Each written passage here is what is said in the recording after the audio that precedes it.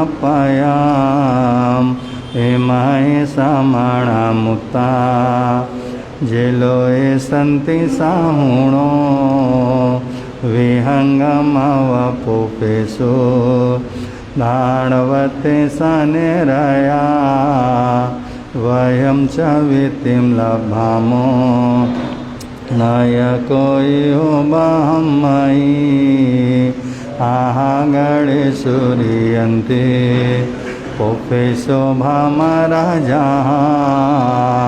મોગાર સમામ બુદ્ધા જીવવંતી અણી સિયા નાના પિંડરયા દંતા તેણ ભૂચંતી સાહુણો પિબે.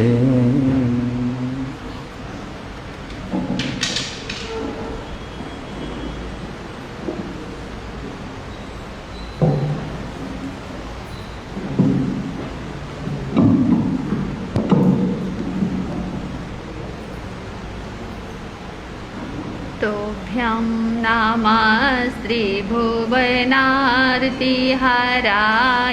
नाथ तोभ्यं नमस्ते तलामलभूषणाय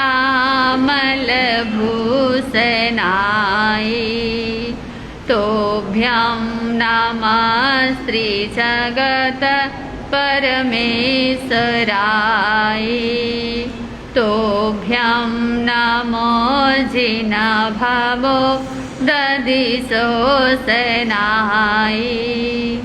सर्वप्रथम शासनपति श्रवण भगवान महावीर स्वामी को कोटि सवंदन नमन. मंच में विराजमान मानव मिलन के संस्थापक नेपाल के श्री राष्ट्र संत डॉक्टर पूज्य गुरुदेव श्री मणिभद्र मुनि जी महाराज साहब एवं मधुर गायक पूज्य श्री पुनीत मुनि जी महाराज साहब के चरणों में कोटि सवंदन नमन. उपस्थित धर्म प्रेमी बंधु माताओं एवं बहनों, आज पर्युषण पर्व का छठा दिवस है और अंतर्गत सूत्र की जो वाचनी चल रही है वह छठा वर्ग का 3 अध्ययन कल समाप्त हुए थे और आज आप चौथा अध्ययन देखेंगे और चतुर्था अध्ययन में नमोथोणम समणस भगवो महावीरस. बोले श्रवण भगवान महावीर स्वामी की. उखे बहु चौथस अजयनस एवं खलु तेनम जम्बू तेनम कालेनम तेनम समनेनम राय गिये नयरे गुणशीले चेये तथनम सेनीय राया कासवे नामम गहा वही पड़ी वसई जहाँ मकाई 16 बासा परियाओ विपुले सिद्धे एवं खेमयबी गहा वही नवरम काकंदी नयरी 16 बासा परियाओ विपुले पवय सिद्धे एवं धीति धरेवी गहा वही काकंदी नयरी 16 बासा परियाओ जाव विपुले सिद्धे एवं केला से भी गहा वही नवरम सागे नयरे 12 बासाइम परियाओ विपुले सिद्धे एवं हरिचंद्रने भी गहा वही सागे नयरे 12 बासा परियाओ विपुले सिद्धे एवं बारे तय भी गहा वही नवरम रायगी है नयरे 12 बासा परियाओ विपुले सिद्धे एवं सुदंसने भी गहा वही नवरम बाणीय गामे नयरे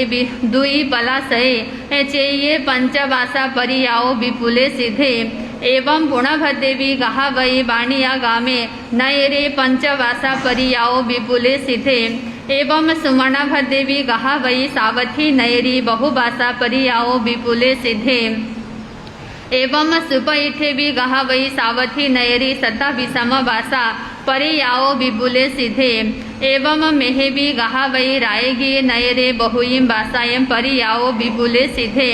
ये 14 अध्ययन समाप्त हुए और 15वां अध्ययन देखेंगे.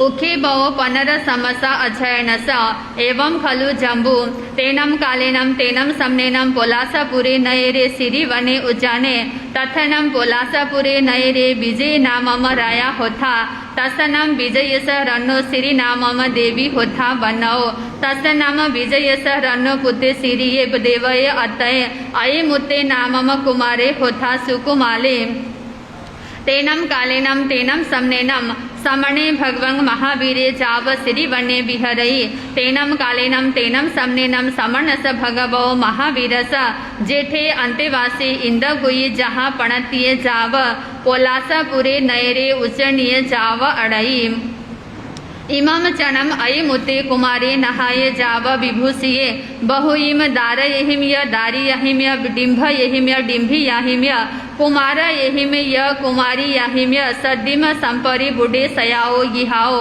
पड़ी निखमयी पड़ी निखमिता जेनेव इंद ठाने तेनेव उबा गए तेहिम बहुइम दारयहिम्य दारियाहिम्य भिंड यहिम्य भिंडी याहिम्य कुमार यहिम्य कुमारी याहिम्य सिद्धिम संपरि बुडे अभिरममाणे विहरई तैनम भगवम गोयमे पुलासपुरे नयरे उच्चनीय जाव अड़माने इंद ठानस अदुर सामंतेनम बीबय्य तैनम से अयमुते कुमारे भगवम गोयमम अदुर सामंतेनम बीबय मानम पासये पासिता जेनेव भगवम गोयमे तेनेव उबा गए भगवम गोयमम एवं बयासी केनम भन्ते तुबे किंबा अड़ह तैनम भगवम गोयमे अयमुत्तम कुमारम एवं बयासी अम्भेनम देवानु पिया समना निगंथा इरिया समिया जाव गुत बंभयारी उच्चनीय जाव अड़ामो तैनम अयमुते कुमारे भगवम गोयमम एवं बयासी एहणम भन्ते तुभे जने जन्म अहम तुभम खिपम दवा बेमी ती कट्टु भगवम गोयमम अंगुलिये गिन्हये गिन्हिता जेनेव सये गिहे तेनेव उबा गए तैनम से श्री देवी भगवम गोयमम यजमानम पासये पासिता हट तुठ जाव आसनाओ अबुठिता जेनेव भगवम गोयमे तेनेव उबा गया भगवम गोयमम तिकुतो आयाहीनम पयाहीनम करेई करिता बंदई नमंसई बंदिता नमंसिता ब्यूले नम आसन पाना खाइम साई में नम पड़ी लावे जाव पड़ी दंसेई तैनम से अयमुते कुमारे भगवम गोयमम एवं बयासी कहिनम भन्ते तुबे परिवसः तैनम भगवम गोयमे अयमुत्तम कुमारम एवं बयासी एवं खलु देवानु पिया मम धम्माय रिये धम्मो बयसये भगवम महावीरे आई गरे जाव संपाव्यु कामे इहेव पोलास पुरस नयरस बहिया सिरी वने उज्जाने आहा पड़ी गहमा उगहम उगिणहिता संजमेनम तवसा अप्पाणम भावे माणे विहरई तथनम अम्हे परिवसामो तैनम से अयमुते कुमारे भगवम गोयमम एवं बयासी गच्छामिनं भन्ते अहम तुभ्यहिम सतिम समणं भगवं महावीरं पाया वंदे आहा सुहम देवानुपिया तैनम से अयमुते कुमारे गोयमे नम सद्दिम जेनेव समणे भगवं महावीरे तेनेव उवागच्छई उवागच्छिता समणं भगवं महावीरं तिखुतो आयाहीन पयाहीनं करेई करिता बंदई जाव पजवासई तैनम भगवं गोयमे जेनेव समणे भगवं महावीरे तेनेव उवागच्छई जाव पड़िदंसई पड़िदंसिता संजमेनम तवसा अप्पाणम भावेमाणे विहरई तैनम से समणे भगवं महावीरे अयमुत्तस कुमारस धम्मगहा तैनम से अयमुते कुमारे समणस भगवो महावीरस अंतिये धम्मम सुचा निसमम हट तुठ जम नवरम देवानुपिया अम्मा पियरो आपुछामि तैनम अहम देवानुपियाणम अंतिये जाव पबयामि आहा सुहम देवानुपिया मा पड़िवंदम करेह तैनम से अयमुते कुमारे जेनेवा अम्मा पियरो तेनेवा उबा गए जाव पबई तय अयमुत्तम कुमारम अम्मा पियरो एवं बयासी बालेसी ताव तुमम पुता असम बुद्धेसी तुमम पुता किन्नम तुमम जानासी धम्मम तैनम अयमुते कुमारे अम्मा पियरो एवं बयासी एवं खलु अहम अम्मयाओ जम चेव जानामि तम चेव न जानामि जम चेव न जानामि तम चेव जानामि तैनम तम अयमुत्तम कुमारम अम्म पियरो एवं बयासी कहम नाम तुमम पुता जम चेव जानासी तम चेव न जानासी जम चेव न जानासी तम चेव जानासी तैनम से अयि मुते कुमारी अम्मा पियरो एवं बयासी जाना मिनम अहम अम्मयाओ जहाँ जाए नम अवसम मरी एवं न जानामि अहम अम्मयाओ काहिबा कहिम्बा कहम्बा केचिरेनबा न जानामि अहम अम्मयाओ केहिमा कम्माय नेहिमा जीव नेरय्य तिरिख जोनिय मनुष्य देवेशु उपवजन्ति जानामिनम अम्मयाओ जहाँ सहिमा कम्माय नेहिमा जीवा नेरय्य जाव उपवजन्ति एवं खलु अहम अम्मयाओ जम चेव जानामि तम चेव न जानामि जम चेव नम जानामि तम चेव जानामि तम इच्छामिनम अम्मयाओ तुभ्यं अभनुनाय जाव पवयितये तैनम तम अयि मुत्तम कुमारम अम्मा पियरो जाहि नो संचयहिम बहुहिम आग वणाहिम जाव तम इच्छा मोणम ते जाया एक दिवसमभिराय सिरि पासितये तैनम से अयि मुते कुमारी अम्मा पिय वयना मनुबत्तमाने तुसिनीय संचिठई अभिषेयो जहाँ महाबलस निखमनम जाव सामय्य माय्यम एकारस अंगाइम अहिजय बहुइम बासाइम सामान्य परियाओ गुणरयनम जाव विपुले सिद्धे। 15वां अध्ययन समाप्त हुआ।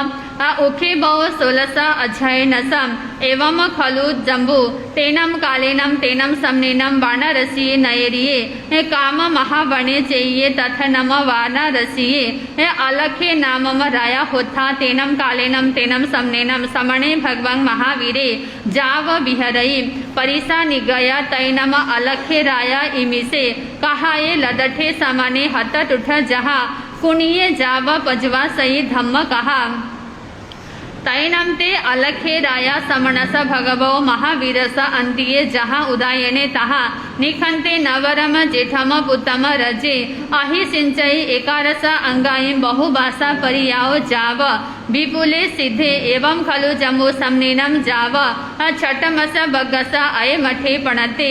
छठा वर्ग समाप्त हुआ। आज के लिए इतना ही। श्री आगमे दिव्य पणते तंजहा सुतागमे अथागमे तद्भयागमे इसे श्री ज्ञान के विषय में जो कोई अतिचार लगा हो तो में आलोंग जम्हाइदंग बच्चा मिलम हिनखरंग अचखरंग पये हिनंग विनय हिनम जोग हिनम गोसिनम सुठु दिनम दुठु पड़िछियम आकाले कव सजाओ काले न कव सजाओ असजाइम सजाइम न सजाइम बनताम गुणताम विचारताम सूत्र में ऊंचा नीचा असत्य बोली हो सूत्र में ज्ञानव पुरुषों की अभिनय असाधना की हो तो तस्मिच्छामि दुक्कडम। बोले भगवान महावीर स्वामी की।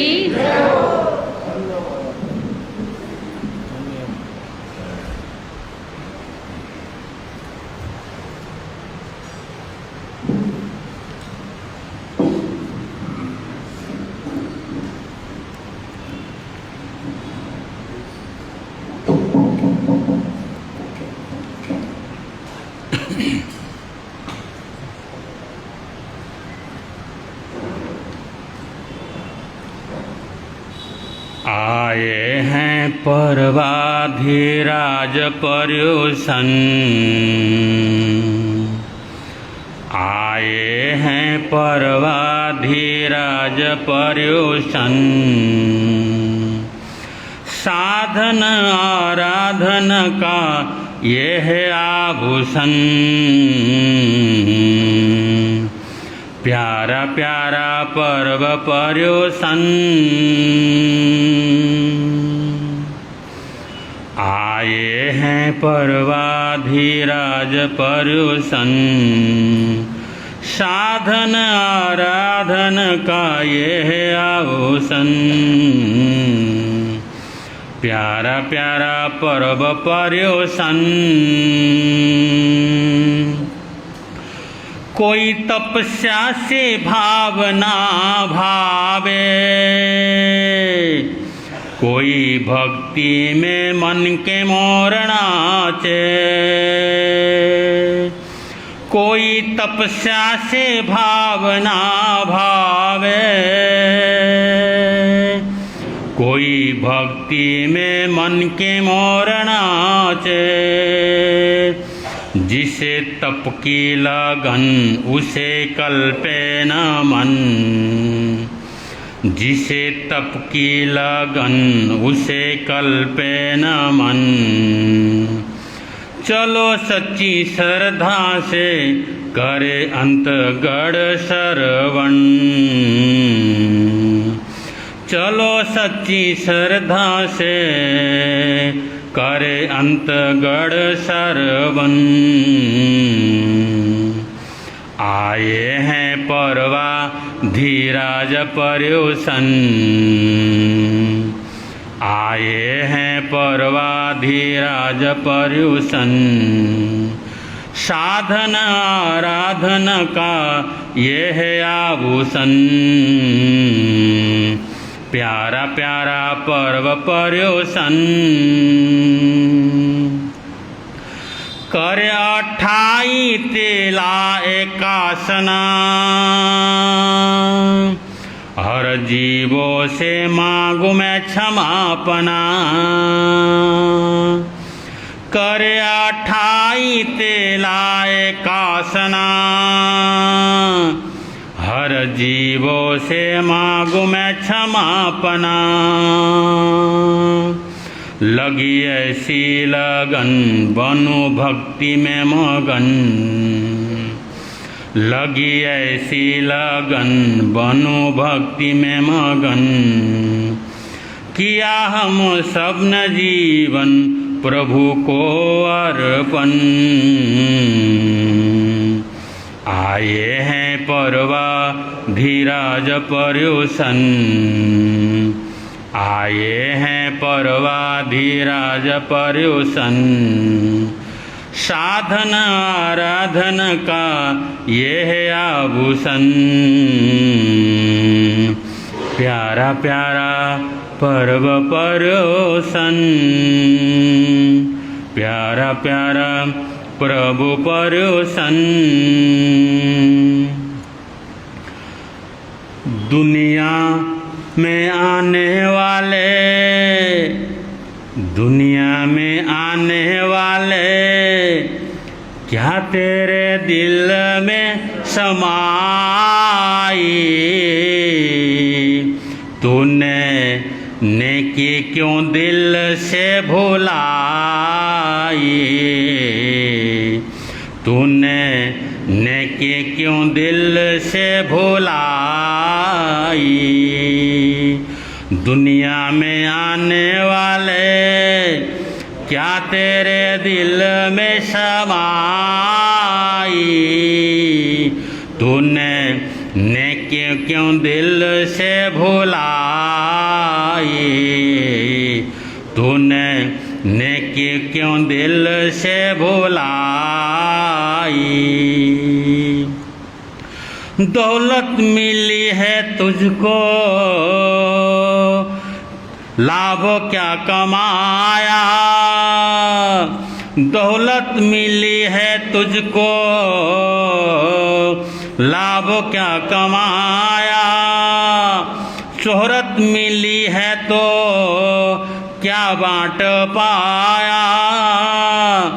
शोहरत मिली है तो क्या बांट पाया।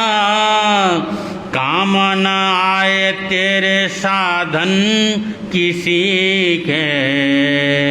काम न आए तेरे साधन किसी के। नौकर है वो तो नहीं मालिक किसी के। नौकर है वो तो नहीं मालिक किसी के। गजब हुआ है मानव, गजब हुआ है मानव। बन गया तो क्यों सैदाई। तूने नेकी क्यों दिल से भुलाई। तूने नेकी क्यों दिल से भुलाई। दाता ने आंखें दी है कुछ देखने को। दाता ने आंखें दी है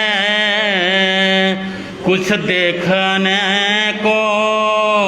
दिल और दिमाग दिया कुछ सोचने को दिल और दिमाग दिया, कुछ सोचने को बानी मिली है मीठा, बोल तो बोलो। बाणी मिली है मीठा, बोल तो बोलो। कड़वा भी सुन के मिश्री हर दिल में घोलो, कड़वा भी सुन के मिश्री हर दिल में घोलो। हैरत आमोलक तन की, हैरत आमोलक तन की, कदर न तूने पाई। तूने नेकी क्यों दिल से भुलाई, तूने नेकी क्यों दिल से भुलाई। दुनिया में आने वाले क्या तेरे दिल में तूने नेकी क्यों दिल से भुलाई, तूने नेकी क्यों दिल से भुलाई। आखिर एक रोज जग से चलना पड़ेगा, आखिर एक रोज जग से चलना पड़ेगा। जाहो जलाल सब छोड़ना पड़ेगा, जाहो जलाल सब छोड़ना पड़ेगा। मन में उदासी होगी खाली चले हम, मन में उदासी होगी खाली चले हम। आए तो लेके खाली होके चले हम, आए तो लेके खाली होके चले हम। फिर न सुनेगा वो भी, फिर न सुनेगा वो भी, जिसने ये दुनिया बनाई। तूने बुलाई, तूने ने क्यों क्यों दिल से भुलाई। होगा हिसाब आखिर उस दरबार में, होगा हिसाब आखिर उस दरबार में। पाया गवाया कितना इस संसार में, पाया गवाया कितना इस संसार में। मिलती है मुक्ति तो नरक भी मिलेगा, मिलती है मुक्ति तो नरक भी मिलेगा। कर्म करोगे वैसा फल भी मिलेगा, कर्म करोगे वैसा फल भी मिलेगा। कहता सुभाष सुख मिलेगा करके भलाई। तूने नेकी क्यों दिल से भुलाई, तूने नेकी क्यों दिल से भुलाई। दुनिया में आने वाले क्या तेरे दिल में समाई। तूने नेकी क्यों दिल से भुलाई, तूने नेकी क्यों दिल से भुलाई। बोल भगवान महावीर स्वामी की।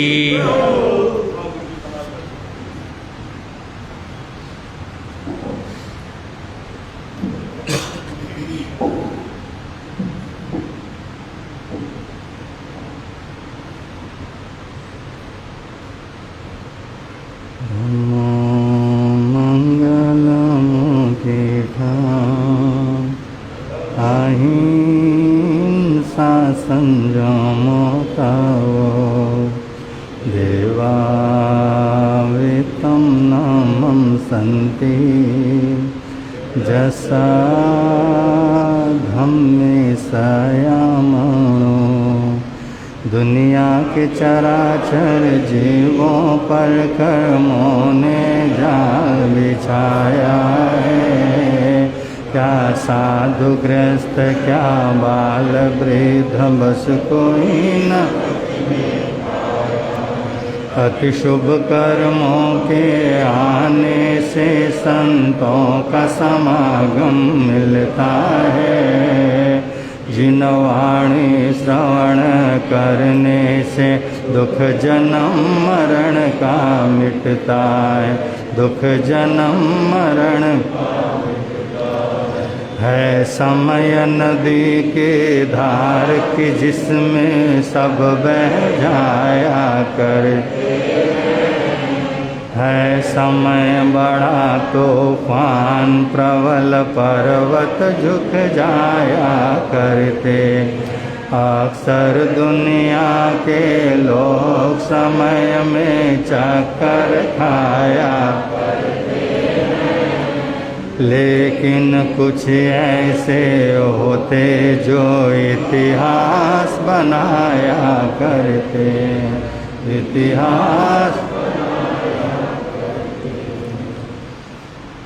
अनंत अनंत उपकारी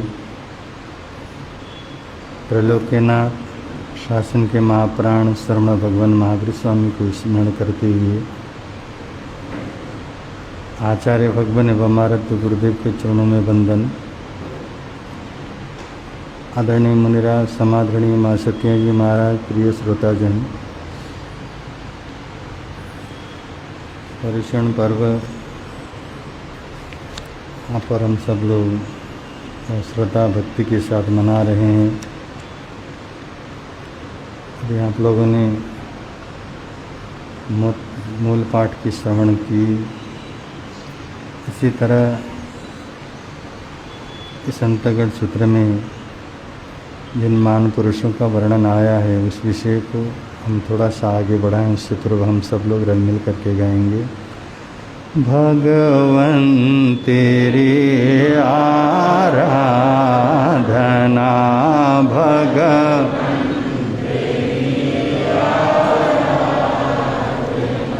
मेरी जिंदगी की शान हो। मुझे एक यही वरदान दो।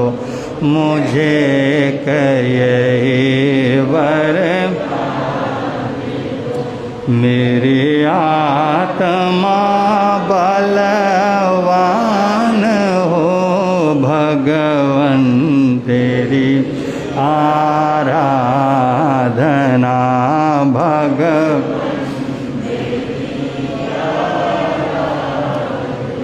मुझे सुख की कोई पर दुख में भी निकले नहीं। मुझे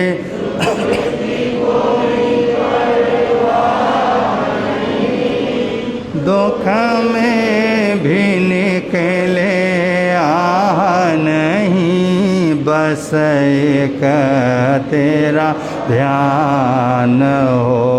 बस एक तेरा ध्यान हो।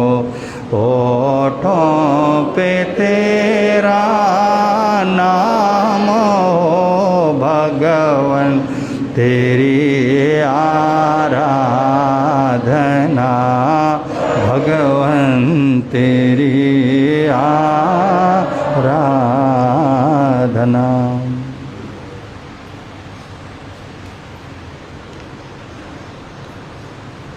अंतगढ़ सूत्र में जिन महान पुरुषों का वर्णन आया इसमें हम लोगों ने 51 महापुरुषों के जीवन चरित्र को संक्षिप्त में श्रवण किया। इस अंतगढ़ सूत्र के 5 वर्ग में अरिष्टनेमिनाथ भगवान के सानिध्य में आकर जिन महान पुरुषों ने अपने अष्ट कर्मों पर विजय प्राप्त कर सिद्ध बुद्ध और मुक्त पद को प्राप्त हुए, उनके चरित्र को हम लोगों ने श्रवण किया। इस सूत्र के 6ठे वर्ग में कुल 16 अध्याय हैं। उन 16 अध्यायों में पहला अध्याय मकाई नामक गाथापत्य के जीवन चरित्र के बारे में आता है। ये प्रथम अध्याय में जिस व्यक्ति का वर्णन आया, एक मकाई नामक जो गाथापति राजगिरी नगरी के समृद्धशाली श्रीमंत थे, आर्थिक रूप से संपन्न होने के साथ साथ में सामाजिक प्रतिष्ठा भी जिनको प्राप्त होती है, समृद्धि के शिखरों को स्पर्श करने पर भी वो अपने आत्मदेव को विस्मृत नहीं किया, ऐसे व्यक्ति के जीवन चरित्र धर्म आराधना का वर्णन इस अध्ययन में आया है। एक बार शरवण भगवान महावीर स्वामी ग्रामाणु ग्राम विचरण करते हुए राजगिरी नगरी के बाहर ईशान कोण में स्थित गुणशील नामक उद्यान में पदार्पण होता है प्रभु का, और जनता दर्शन के लिए जाती है। उमड़ घुमड़ कर जाने वाली उन जनताओं में मकाई नामक गाथापति भी उपस्थित है और बड़ी श्रद्धा और भक्ति के साथ ये मकाई नामक गाथापति प्रभु की उन प्रवचनों को श्रवण करता है। अब प्रवचन को श्रवण करने के बाद एक एक शब्दों को सुना और उसने समझ लिया सत्य को। इससे पूर्व में भी अनेकों बार प्रवचन सुना होगा, परंतु कभी कभी ऐसी शुभ घड़ी और शुभ बेला आती है, हमें बातें समझ में आ जाती। सुनते तो हम बहुत हैं, बहुत सुना, बहुत महापुरुषों को सुना, कभी ऐसी शुभ घड़ी आ जाती है, उस घड़ी में सुनी हुई बातें हमें समझ में आती हैं और जीवन को बदलने वाली बन जाती हैं। ऐसा ही कुछ हुआ और इस मकाई नामक गाथापति के मन में जीवन के बारे में विरक्ति आई और वैराग्य के भाव आए, तो प्रभु के चरणों में उपस्थित होकर कहा कि प्रभु, आज आपकी बातें मुझे पूर्ण रूप में समझ में आई हैं और समझ में आने के बाद मैं चाहता हूँ कि मैं अपने संपूर्ण सांसारिक कार्यों से निवृत्त होकर आपके चरणों में समर्पित होकर इस जिन शासन का सैनिक बनूं, जिन शासन की सेवा में अपने आप को समर्पित करूं। उस समय प्रभु का एक ही उत्तर होता है, आहास्वम देवानुपिया। और इस मकाई नाम के गाथापति ने अपने घर में लौटकर अपने परिवार को एक शुभ सूचना दी और अपने ज्येष्ठ पुत्र को संपूर्ण जिम्मेदारी सौंपकर प्रभु महावीर के चरणों में दीक्षा अंगीकार किया। और जिस लक्ष्य को लेकर दीक्षा अंगीकार करने का उसका भाव बना था, उसी लक्ष्य की पूर्ति के लिए उसने अपने कर्म करना प्रारंभ किया और कर्म करते हुए 11 अंगों सहित संपूर्ण शास्त्रों का अध्ययन करके गुण रत्न संवत्सर नामक तपस्या करते हुए बंधु अपने शरीर को तपाया, कर्मों को खपाया और 16 वर्ष तक इस श्रावक ने, इस साधक ने साधना की। और 16 वर्ष के बाद जब अपनी साधना पूर्ण हो जाती है और अंतिम समय में जब देखा कि वे अब मेरा अंतिम समय आया है। विपुल गिरी नामक पर्वत में जाकर के संथरा अंगीकार किया और अपने लक्ष्य को प्राप्त किया, सिद्ध बुद्ध और मुक्त पद को प्राप्त करता है। इसी तरह द्वितीय अध्याय में किमकम नामक गाथापति है। इनका वर्णन भी हम लोगों को मकाई नामक गाथापति के समान ही समझ लेना चाहिए। जैसे पहले अध्याय में जो वर्णन आया है लगभग उनके समान, उनकी तरह ही दीक्षा लेना, उतना ही समय साधना करना और 1 महीने के संथारा के साथ ये भी शुद्ध बुद्ध और मुक्त पद को प्राप्त कर जाते हैं। और तृतीय अध्याय का नाम है मुद्गर पाणी नामक तृतीय अध्याय। मतलब ये भी राजगिरी नगरी में रहने वाला एक बहुत सीधा साधा सरल, जिसके मन में कोई कपट नहीं है, छल कपट रहित एक अर्जुन माला का नाम का माली रहता है। और उसका छोटा सा जीवन है, सीमित जीवन को जीता है। अपने पुष्पों को, अपने बगीचों में से पुष्पों को संग्रहित कर रहा, उन पुष्पों को बेचकर जो भी उससे उसका उपार्जन होता है अपनी जिंदगी को चला रहा है। और चलाते हुए उसका जीवन आगे बढ़ रहा था। एक दिन उसको ये सूचना मिली बहुत बड़ा उत्सव नगरी में होने वाला है। और उस सब की नगरी की सूचना को सुनकर उसने अपनी धर्मपत्नी बंधुमती से कहा कि आज तुमको भी मेरे साथ चलना पड़ेगा। और अपनी पत्नी को लेकर के अपने उस सुंदर बगीचे में पहुंचता है। सुंदर पुष्पों को संग्रहित कर रहा था। करते करते उसी राजगिरी नगरी में रहने वाला 6 मित्र मंडली, जिसका नाम ललित नामक गोष्ठी एक मित्र मंडली रहती थी। और वो महाराजा श्रेणिक के कुछ असाध्य कार्य को साधने के कारण उनको एक स्वतंत्रता प्राप्त हुई थी। वो कानून से ऊपर चले गए और कानून से ऊपर उनकी ऐसी स्वतंत्रता उनको दी गई कि तुम्हारे ऊपर कोई भी कानून का न्याय तुम्हारे ऊपर नहीं होगा। बंदो, कभी जिंदगी में जब हमें स्वतंत्रता मिलती है, स्वतंत्रता सुख के लिए मिलती है, परंतु हम सुख को प्राप्त करके कभी कभी स्वच्छंद हो जाते हैं और स्वच्छंद जीवन हमारे लिए वो बड़ा घातक बनता है। आज बंधु, हम जब स्वतंत्र हो जाते हैं और हमारे ऊपर किसी का अंकुश नहीं रहता, किसी का लगाम नहीं रहता, ऐसे स्वच्छंद जीवन जीने वाला व्यक्ति बंधु, उसका ऐसी दुर्दशा होती है। उस दुर्दशा की कहानी इस अंतगढ़ सूत्र के 6ठे वर्ग के तृतीय अध्ययन के अंदर आया है। और बंधु, उन 6 मित्र मंडलियों को जो स्वतंत्रता प्रयोग थी, मिली हुई थी, बंधु, उन्होंने ठीक विपरीत उसका उपयोग किया। और अर्जुन माली और बंधुमती के पुष्पों को संग्रहित करते हुए जब इन मित्र मंडलियों ने देखा और उन्होंने देखा बंधुमती के रूप लावण्य को, उसकी सौंदर्यता को देखकर, और उनके मन के अंदर भाव आता है इस महिला के साथ भोग लेना चाहिए। कभी कभी जीवन में जब अहंकार आता है, अहंकारी व्यक्ति के मन में सिर्फ एक ही भाव होता है, जीवन में जो भी अच्छा है उसका अधिकार सिर्फ मुझे होना चाहिए, अच्छे का अधिकार मेरा है, ऐसा उसकी धारणा होती है। कुछ ऐसी ही योजना इन्होंने बना ली।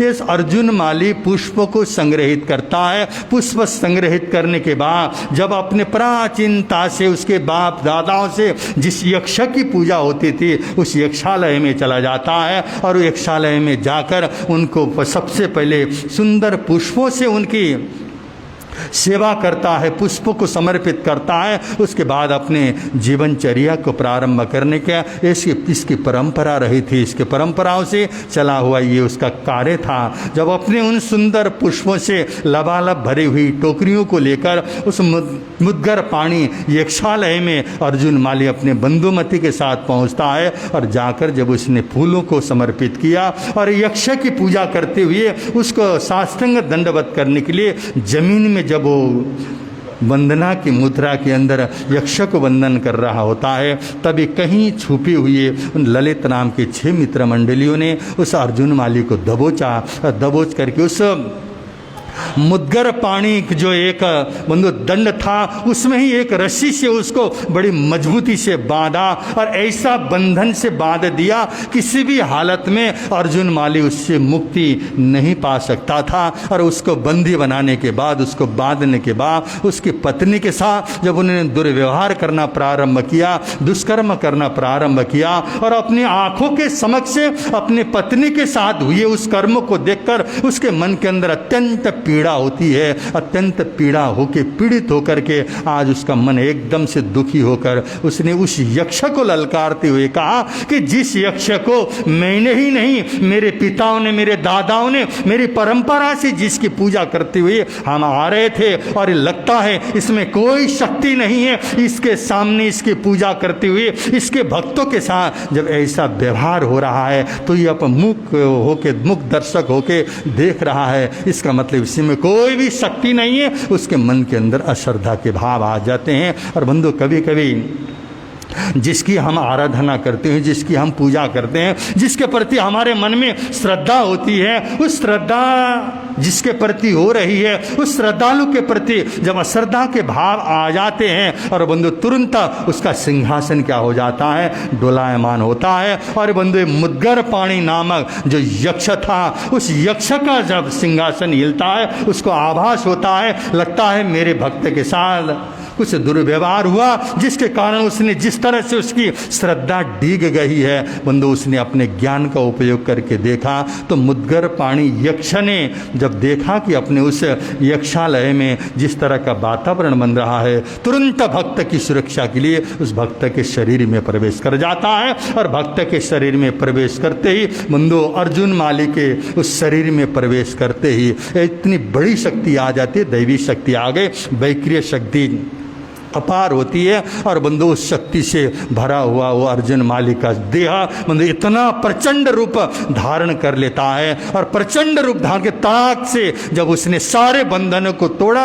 और बंधन को तोड़ने के बाद जो यह बंधु मुद्गर पाणी नामक एक शस्त्र होता है, प्राचीन अवस्था में बंधु एक शस्त्र हुआ करता था। और आज के हिसाब से अगर हम लोग देखें, मापें तो 57 किलो का उसका क्या था, वजन था। इतना वजनदार एक लोहे का क्या है, बुद्धगर को उठाया और उठ करके बंधु जब उसने एक बार घुमाया और उसके एक बार घुमाते ही 6 के 6 व्यक्ति क्या हो गए, वहीं पर एक साथ ढेर हो जाते हैं। ललित नामक मित्र मंडली एक साथ में क्या हो गई, समाप्त हो गई। कहने का मतलब मतलब जीवन में सुविधाएं मिलती हैं, सुख मिलती हैं, और सुख सुविधाओं का अगर व्यक्ति दुरुपयोग करता है तो उसकी दुर्दशा एक दिन निश्चित होती है। समय लग सकता है परंतु दुर्दशा तो अवश्य होती है। आज उनको स्वतंत्रता मिली, राजा के साथ किए हुए कर्मों का उनको जो प्रसाद प्राप्त हुआ था, आज उनका खुद का प्रसाद, उनकी स्वतंत्रता आज उनको उनके शरीर के लिए ये हानिकारक हो जाता है। और बंधु उस अर्जुन माली का क्रोध उन 6 व्यक्तियों को मारने के बाद भी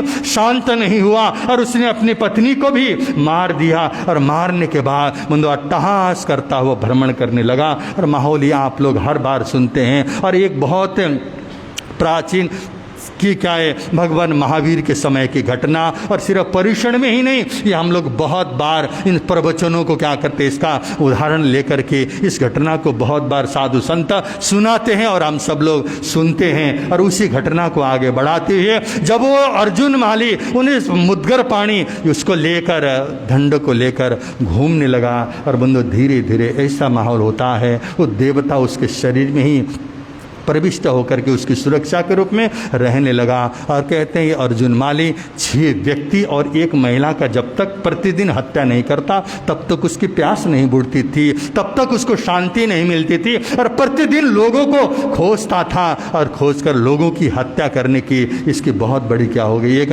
घटना बनती चली गई। और ये घटना जब महाराजा श्रेणिक तक पहुंची और श्रेणिक महाराजा ने कहा ये दैवी प्रकोप का कुछ माहौल ऐसा बना हुआ है, इससे सुरक्षित होने के लिए हमको स्वयं को सुरक्षित बनना पड़ेगा। उनने अपने पूरे राजगिरी नगरी को, किले को बंद करवा दिया। कोई भी व्यक्ति न नगरी के प्रवेश करेगा न नगरी से बाहर जाएगा, उधर से आने जाने का संपूर्ण रास्ता बंद किया। और ये घोषणा राज आज्ञा होने के बाद और बंधु पूरा राजगिरी नगरी और बंधु किले के रूप में बंदी होकर के बंद पड़ी हुई है। इसी तरह से भगवान महावीर का बंधु ग्रामानुग्राम विचरण करते हुए भगवान महावीर का राजगिरी नगरी में आना होता है। और राजगिरी नगरी में भगवान का आगमन हुआ और भगवान के आगमन की सूचना राजगिरी नगरी के प्रत्येक जनता को प्राप्त हुई। परंतु जनता को प्राप्त होने के बाद हर श्रद्धालु के मन में भाव तो था कि भगवान के दर्शन कर लें, उनका सानिध्य प्राप्त कर लें, प्रभु की वाणी को श्रवण कर लें।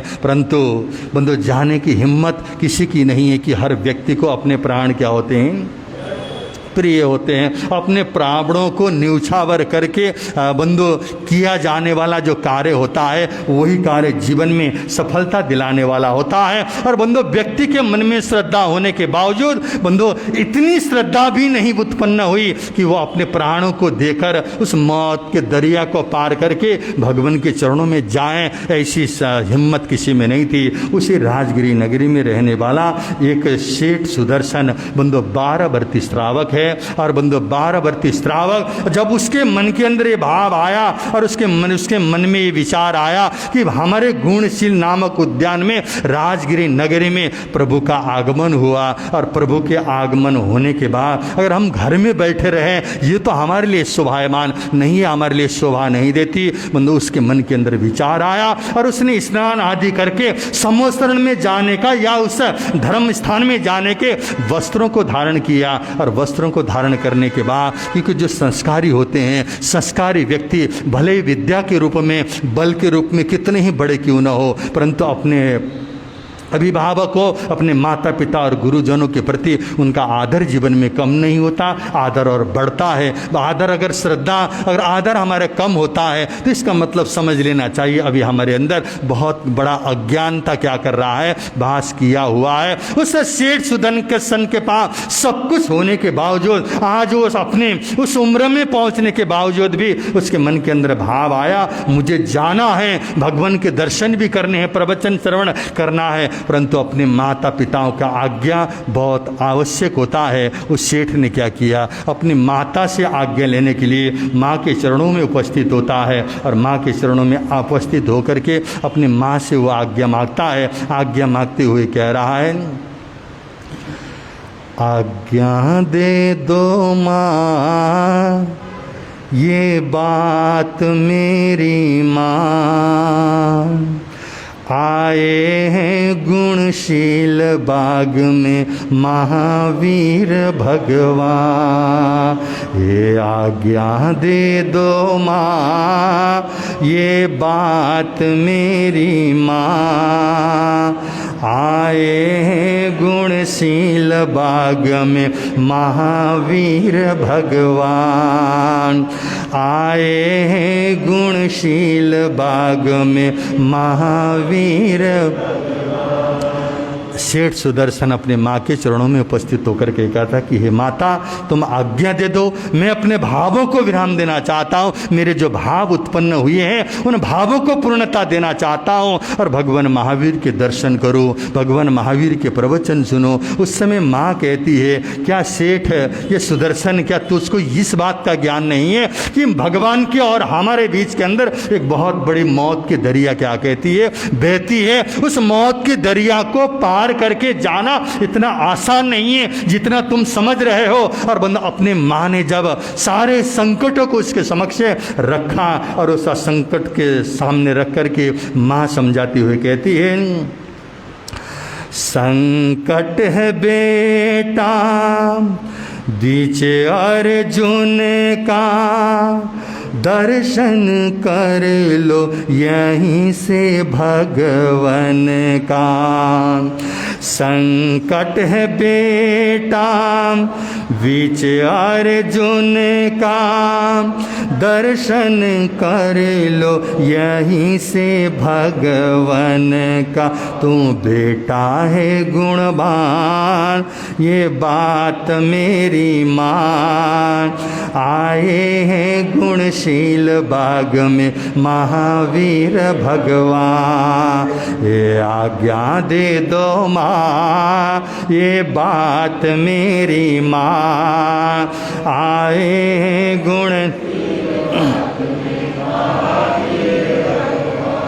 आए हैं गुणशील बाग में महा।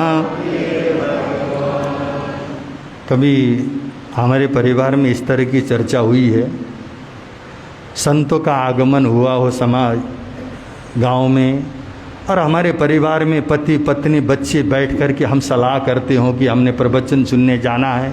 कभी ऐसा होता ही नहीं। अगर हम देते हैं समय को दोष, हम देते हैं युवा वर्ग को दोष, बच्चों को दोष देते हैं, परंतु बंधु आज हमने माहौल बनाया कहाँ है। हम नहीं चाहते कि हमारे आने वाले बच्चे भी धर्म में क्या करें, जा कर के धर्म के संस्कार को सीखें। ये बंधु बहुत बड़ी गलती हमने स्वयं की है, और अपने अहंकार के लिए न जाने बच्चों को कौन कौन सी शिक्षाएं दी, परंतु कभी हमने धर्म शिक्षा देने की कोशिश नहीं की। और संतों के पास तब लेके आते हो जब पूरी तरह से वो क्या हो चुका होता है, बिगड़ गया होता है, और पूरी तरह से बिगड़ गया और बच्चा इतना बिगड़ जाता है, तब जाके संतों को कहते हैं कि महाराज इसको समझा दो। एक माता बच्चे को लेके आ गई, फिर महाराज इसको समझाओ। बोले क्या हुआ? बोले कि ये बिल्कुल उदंड होता जा रहा है, इसके अंदर बहुत सारे कुव्यसन आए हैं, और उस कुव्यसन को हमारे पास, हम जब इसको समझाते थे ऐसा उल्टा सीधा प्रश्न पूछता, उसका उत्तर हमारे पास भी और आपके पास भी नहीं। और वो शंका हो उत्पन्न हो, उसका समाधान माँ बाप के पास न हो, तो बंधु हम बच्चों को कहाँ से संस्कार दे पाएँ। ले जा कर के साधुओं के समक्ष रखा। साधु भी बेचारे अकेले बैठे थे, बहुत दिन तक कोई ग्राहक नहीं मिला था उनको। आज उनको एक ग्राहक मिल गया, उन्होंने उसको प्रवचन पिलाना शुरू कर दिया। उस बच्चे को समझाया, और जब बच्चे को 1 घंटे तक समझाया और बच्चा भी इतना ध्यान से सुनता रहा, साधु ने सोचा यार बच्चा तो बड़ा अच्छा लगता है, 1 घंटा मैंने बोला और हर बात को क्या कर रहा है, वो सुन रहा है। ये साधु की गलत फहमी थी, क्योंकि उसने एक बार भी सिर तो क्या किया, हिलाए नहीं, बस चुपचाप बैठा रहा, सुनता रहा। और साधु ने सोचा 1 घंटे तक सोचना समझाने के बाद चल इसको पचखाड़ दे देते। उनका जा भाई, अब तेरे को मैंने इतना ज्ञान दिया, इतना समझाया, एक तो प्रत्याख्यान ले ले, कोई भी प्रत्याख्यान। मैं नहीं कहता तूने सामयिक करना है या प्रतिक्रमण करना, रोज दर्शन को आना, ये मैं नहीं कहता। तू आज पहली बार आया है, तेरी अपनी स्वतंत्रता है, तो जो नियम लेना हो एक नियम जरूर क्या कर लेके चला जा। संतों ने उसको जब नियम देने लगे, हाथ भी उसने क्या किया, जोड़ा, और संतों ने नियम दे दिया। नियम देने के बाद उसके संतों ने पूछा कि तूने नियम क्या लिया, कौन सा नियम लिया? उनका मैंने सिर्फ एक ही नियम लेके आज के बाद कभी भी आपके दर्शन के लिए क्या करूँगा, माँ के कहने पर भी नहीं आऊँगा। मतलब ये संस्कार हमने क्या कर दिए। ये हमारी अपनी गलती है कि आज के बाद कभी भी संतों के पास नहीं आऊँगा। 1 घंटे के प्रवचन तुम्हारे बच्चों ने क्या सीखा? क्योंकि बंधु आप इस अवस्था में लाके साधुओं को देने की कोशिश करते हो, तब वो क्या हो चुका होता, पक चुका होता है। इसलिए बंधु अगर अपने भविष्य को सुरक्षित रखना चाहते हो, भविष्य का मतलब क्या है बंधु? भविष्य के मतलब आपके मरने के बाद 10 आदमी के बीच में, समाज के बीच में आपका बेटा रह बैठ करके आपके बारे में 2 शब्द कह सके। जरा चिंतन करो, आपका बेटा क्या कहेगा? 10 आदमी श्रावक बैठे हैं, उनके सामने जा करके आपका बेटा ये नहीं कहता मेरे पिताजी बहुत बड़े पियक्कड़ थे, वो नहीं बोल सकता। मेरे पिता बहुत बड़े जुआरी थे, बहुत बड़े व्यापारी थे, ये भी नहीं कह सकता, क्योंकि वो समाज में बैठा हुआ। समाज में तो आपका बेटा आपकी उन बातों को कह सकता है। अगर आप रात्रि भोजन नहीं करते तो आपका बेटा ये कहेगा मेरे पिताजी ने तो रात्रि भोजन छोड़ दिया था, प्रतिदिन सामयिक करते थे, प्रतिदिन वो प्रतिक्रमण भी करते थे, माला करते थे। जो अच्छे क्रिया हैं वो आपके बेटे आपके बारे में कह सकें, ये अवसर तो उनको क्या करो, दो। परंतु कुछ नहीं हमारे पास, हम तो जीरो हैं, क्योंकि आपका बेटा आपकी बातों को सुनकर, आपके जीवन को देखकर कोई भी शिक्षा नहीं लेता। अगर आप ये कहोगे स्थानक में चल, आपका बेटा आपसे क्या बोलता है? अरे वहाँ जाके राजनीति तो करनी है, ये नहीं बोलता कि आपका बेटा। वहाँ आपने क्या सीखा, आप वहाँ जाके करते क्या हो? बंधु ये हमने क्या किया, इस स्थानक में आकर के और साधु के सानिध्य में रहकर घर में जाके बच्चों को ये परोस दिया। तो बंधु बच्चों को दोष क्या करना, नहीं देना। बच्चों को अच्छा बनाना है, पहले आपको स्वयं को अच्छा बनना पड़ेगा। आपके जीवन से सीखेगा, आपकी बातों से वो सीखने वाला नहीं है। तो हम ऐसा जीवन जिए जिससे कि हमारे मरने के बाद भी आने वाली जो हमारी पीढ़ी है हमारे बारे में कुछ तो क्या कर दे, अपने आने वाले संतान के बारे में कुछ कहे। ऐसा जीवन जिए तब जाके हमारा जीवन सार्थक होता है। और बंधु ये सेठ सुदर्शन अपने मासिक के सामने जाकर के क्या कह रहा है, कहता है मन नहीं माने ऐ मेरी जननी, प्रभु चरणों में करूं शुभ करणी। मन नहीं माने ऐ मेरी जननी, प्रभु चरणों में करूं शुभ। ये माया है विधर्मी, काया है नाशवा। ये माया है विधर्मी, काया है नाशवा। आए हैं गुणशील बाग में महावीर भगवान। आए हैं गुण प्रभु दर्शन में तन ये लगे तो कौड़ी के बदले प्रभु जी मिले। तो प्रभु दर्शन में तन ये लगे तो कौड़ी के बदले प्रभु जी मिले। तो छोड़ने में क्या है माता मेरा नुकसान, छोड़ने में क्या है माता मेरा नुकसान। आए हैं गुणशील बाग में आए हैं गुणशील बाग में महावीर। अपनी माँ से कहता है कि ये माँ, मैं जानता हूँ ये शरीर नाशवान है, शाश्वत नहीं है, एक न एक दिन इसने मरना है। ये माया भी धर्मी है, काया भी क्या है, ये नाशवान है। माँ तू भी जानती है और मैं भी जानता हूँ। और प्रभु आए हैं और इस प्रभु के दर्शन में अगर एक शरीर चला जाता है तो हजारों शरीर इस प्रभु के चरणों के लिए न्यौछावर करने को हम तैयार हैं, क्योंकि हम सर्वणोपासक हैं, भगवान के अनुयायी हैं। बंधु ये होता है, ऐसा संतान हो, इस तरह के पुत्र हो। तो बंधु आप चाहते तो हैं हमारे पुत्र ऐसे बने, परंतु आपको भी तो क्या करना पड़ेगा, कुछ बनना पड़ेगा। हर व्यक्ति चाहता है मेरी पत्नी सीता जैसी हो, चाहता है ना, परंतु उससे पहले तुमको राम तो बनना पड़ेगा। राम बनोगे तब सीता मिलेगी। हर सीता चाहती है मेरा पति राम जैसा हो, उससे पहले तुम सीता बनोगी तभी तो तुम्हें राम मिलेगा। हमने कुछ नहीं होना, पर मेरा सामने वाला क्या कर जाए, सुधर जाए, ये कभी क्या हो सकता, नहीं हो सकता। ऐसा ही सुदर्शन ने अपनी माँ से कहा कि हे माँ, कि क्या नुकसान है क्या, उस प्रभु के दर्शन में अगर मेरे को मौत भी मिल जाए वो भी मुझे मंजूर है। जब बंधु बड़ी लंबी बातें हुई, लंबी बातें होने के बाद माँ ने स्वीकृति दे दी। और माँ स्वीकृति के क्या कहती है, कहती है कायर हैं हम वीर बेटे जाओ, वीतराग प्रभु के दर्शन पाओ। कायर हैं हम वीर बेटे जाओ, वीतराग प्रभु के दर्शन। रक्षा भी करेंगे तेरी वीतराग भगवान। आए हैं गुणशील बाग में ये आज्ञा दे दो माँ, ये बात मेरी माँ। आए हैं गुणशील बाग में माँ, बड़ा सुदर्शन अनुमति पाके बोले विधर्मी यूं अकड़ा के, बड़ा सुदर्शन अनुमति पाके बोले विधर्मी यूं अकड़ा के, काल आया तेरा सुदर्शन निश्चय जा, आए हैं गुणशील बाग में, ये आज्ञा दे दो माँ, ये बात मेरी माँ, आए हैं गुणशील बाग में माँ, आए हैं गुणशील बाग में महा।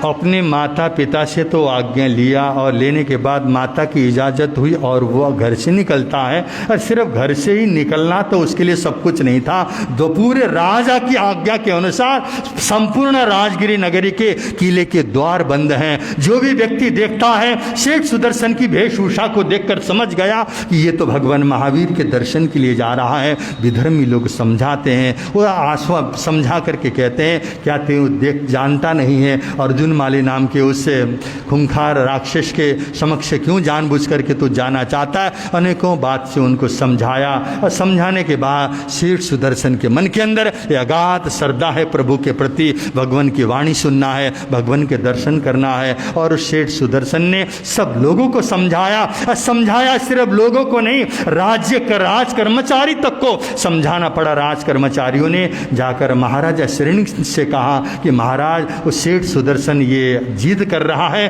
तुम द्वारिका नगर द्वार खोलो और उसने भगवान के दर्शन करने के लिए जाना है और भगवान के दर्शन करना चाहता है। तब से बंधु राजा श्रेणिक मन के अंदर उनके भी भाव थे, जाना वो भी चाहते थे, परंतु वो अपने उस भावों को उन्होंने रोक के रखा हुआ था। जब उनको पता चला कि शेठ सुदर्शन वो अपने क्या है धर्म श्रद्धा के साथ भगवान के चरणों में जाने की तैयारी कर रहा है, जाने के लिए वो चल पड़ा है, निकल चुका है। महाराजा श्रेणिक ने आज्ञा दिया और द्वारे के उस दरवाजे को खोलने का जब आज्ञा मिली और आज्ञा मिलने के बाद बंदो वहाँ से निकलता है और वो शेठ सुदर्शन ने सभी का आभार प्रकट किया और उसने उन नगरी के विधर्मियों के प्रति आभार प्रकट करती है सभी लोगों को।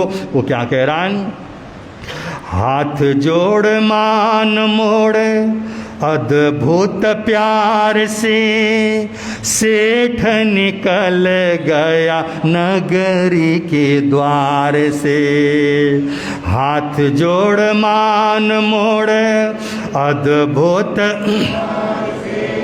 सेठ निकल गया नगरी के द्वार से, जान कर एक सम्मान अपमान आए हैं गुणशील बाग में महावीर भगवान। ये आज्ञा दे दो माँ, ये बात मेरी माँ, आए हैं गुणशील बाग में महावीर भगवान, आए हैं गुणशील बाग में महावीर भगवान।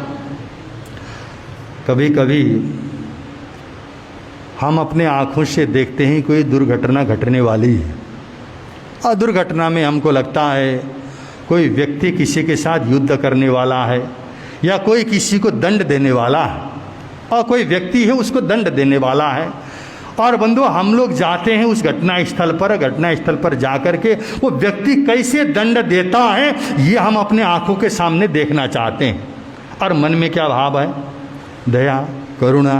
एक बहुत बड़ा सेठ है और एक बेचारा निर्धन गरीब व्यक्ति है और उसका वो देनदार होने के कारण और वो सोचता है कि आज मुझे इसका घर क्या करना है, मेरा अपना घर खाली करवाना है और उसको क्या करना है, रोड पे लाना है। और ऐसी तैयारी चल रही। तो आप लोग क्या होते वहाँ जाते हो ना, घटना देखने के लिए जाते हो और सेठ क्या करेगा, पूरे घर से सामान निकाल करके बाहर पटक देगा और उस व्यक्ति को आज बेघर करने वाला।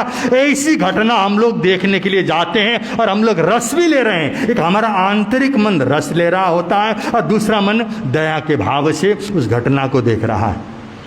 और सेठ ने बड़ी फटकार लगाकर जो बेचारे निर्धन व्यक्ति को घर से बेघर करने की तैयारी कर रहा था और आप लोग सब वहाँ देख रहे थे, तब तक सेठ का भाव बदल गया और उसने कहा ठीक है, तू क्या कर, और 1 साल तक का समय मैं तेरे को देता हूँ और तू क्या कर रहे, उसके बाद जरूरी मकान क्या करना। तो आप क्या करोगे फिर? घर लौटोगे ना, पर आपके भीतर में कहीं ना कहीं निराशा होगी। जिस घटना को देखने के लिए चले गए थे वो व्यक्ति को घर से निकाला जाएगा, उस समय की घटना क्या होगी। बंधु ये सिर्फ मैं उदाहरण के लिए बोल रहा, कोई भी घटना हो सकती है। हम बंधु ऐसी घटनाओं में रस लेकर के क्या करते हैं, उत्सुकता से जाते हैं। धर्म स्थान के अंदर आने के लिए तो हमारे पास वक्त नहीं होता, पर फिजूल की जगह पर जहाँ पर हमारा मन राग से संबंधित द्वेष का काम करता, हो सकता है वहाँ जाकर एक के प्रति राग होगा, दूसरे के प्रति द्वेष होगा। ऐसी घटनाओं में हम बड़े रस लेकर के पहुंचते हैं। जब वो घटना न बनी तो हम लोग क्या होगे, निराश होकर लौटते हैं। कभी कभी लोगों की सोच ऐसी होती है, ऐसा ही सेठ सुदर्शन जा रहा है भगवान के दर्शन के लिए, परंतु राजगिरी नगरी का कोई भी व्यक्ति ये हिम्मत नहीं कर रहा, चलो हम भी क्या करें, इसके साथ साथ इसके पीछे पीछे चले। वो तो क्या कर रहे हैं, छत में जाकर के देखने की तैयारी कर रहे हैं कि आज क्या होता है और सेठ सुदर्शन के साथ क्या व्यवहार करता है अर्जुन माली। ये अपनी आंखों से साक्षी बनने के लिए सब अपने छतों में जाकर के देख रहे हैं। और बंधु इधर से बड़े गंभीर चाल में चलता हुआ सेठ सुदर्शन चला जा रहा था। इतनी देर को कुछ लोग ऐसे भी थे जिनके मन में दया थी, करुणा थी, भगवान के बहरे गहरे उपासक थे। वो प्रार्थना भी कर रहे हैं, हे प्रभु अर्जुन माली सोता रह जाए तो अच्छा है, ये निकल जाए और अर्जुन माली एक जगह पर सोता हुआ रह जाए और ये रास्ता पार कर ले। ऐसी प्रार्थना करने वाले लोगों की संख्या भी वहाँ पर थी। जब बंधु दोनों तरह के लोग ऊपर छतों में से देख रहे थे, इधर शेष सुदर्शन जाते हैं और थोड़ा सा आगे चले गए। बंधु दूर में अर्जुन माली जो अर्जुन मालाकार मुद्गर पानी को हिला, उसने देखा कि आज बहुत दिनों के बाद कोई व्यक्ति इस तरफ चलता हुआ आ रहा है। वो ढूंढने के लिए जाता था, लोगों को खोजता था, आज उसने देखा मेरी तरफ कोई व्यक्ति चलता हुआ आ रहा है। बंधु तो एकदम अट्टहास करता हुआ उस मुद्गर पानी को क्या कर रहा, आसमान में घुमाता हुआ जब सेठ सुदर्शन के करीब चलता हुआ आया, उस समय सेठ सुदर्शन ने देखा वो क्या कर रहा है, सामने से मेरी तरफ ही दौड़ता हुआ आ रहा है। तुरंत अपने कंधे में रखा हुआ उत्तरीय वस्त्र जमीन में प्रतिलेखना करते हुए, ऐशनीय जमीन जहाँ पर किसी प्रकार के कोई जीवों की विराधना न हो, ऐसी जगह को उसने के प्रतिलेखना किया और वहाँ पर उसने उत्तरीय को बिछाया और जाकर के 18 पापों का क्या करता है, प्रत्याख्यान करता है कि हे प्रभु, हे अरिहंत प्रभु, हे सिद्ध प्रभु, मैं सागरी संथरा अंगीकार करता हूँ। अगर मैं इस संकट से बच गया तो प्रभु महावीर के दर्शन करके मैं मुंह में पानी डालूंगा, नहीं तो मैं 18 पापों का क्या करता हूँ, यहीं पर प्रायश्चित करता हूँ। बंधु इस तरह से उसने आलोचना की और अपने ध्यान में अरिहंत प्रभु के स्मरण के अंदर ध्यान मग्न हो जाता है। इतनी देर को अर्जुन माली आया और अर्जुन माली अट्टहास करता घूमता हुआ आया और आकर के जब उसने बाहर करने लगा तो बंधु कभी कभी ऐसी अवस्था होती है, हम लोग डरते हैं, हम लोग भयभीत होते हैं क्योंकि हमारे अंदर हिंसा है तो हमें डर लगता है। जहाँ हिंसा मुक्त हो जाता है, अहिंसा और हिंसा के बीच में जब युद्ध होता है, धर्म और अधर्म के बीच में जब युद्ध होता है, कहीं भी अधर्म क्या करता है, जीतता नहीं, सफलता बंधु धर्म को ही मिलती है। परंतु आपके अंदर कुछ हिम्मत तो चाहिए, साहस तो चाहिए कि बंधु आपके अंदर कितनी धर्म के प्रति श्रद्धा है, ये भी क्या करता है, परीक्षा होती है। इस तरह बंधु वो अर्जुन माली ने आकर जब उसको बाहर करने लगा, करते ही बंधु धर्म का इतना बड़ा चमत्कार हुआ और बंधु जैसे दीप्यमान हुआ आत्मा बैठ के सब प्रभु की आराधना कर रही थी। इतने देर को जो मुद्गर पाणी नामक जो यक्ष था, यक्ष क्या हो गया, पराजित हो गया और उसमें से निकल करके वो अपने यथा स्थान पे लौट जाता है। उसके लौटते धाम से जमीन में क्या हो गया, अर्जुन माली उस मुद्गर के साथ गिर गया और उसके गिरने की आवाज़ हुई और सेठ सुदर्शन तो अपने ध्यान में मग्न थे। जब उन्होंने देखा कोई आवाज़ हुई है, किसी के गिरने की आवाज़ हुई है और थोड़ी देर के बाद जब उन्होंने ध्यान पूरा किया तो उसके बिल्कुल सामने अर्जुन माली क्या कर रहा है, अचेत पड़ा हुआ है। उनके बाद जो फराकसुख जल था, उस फराकसुख जल से उस अर्जुन माली के सिर को क्या किया, थोड़ा सा पानी दे करके उस अर्जुन माली को उन्होंने सहलाया और अपने गोद में लिया। मतलब बहुत बड़ी शिक्षाएँ मिलती है। आज हमारी अवस्था क्या है, हम भगवान तो कहते, ज्ञानी पुरुष तो कहते पाप से घृणा करो, पापी से नहीं। पर आज हम क्या करते हैं, पापी से घृणा किए जा रहे हैं, पाप से प्यार है हमें।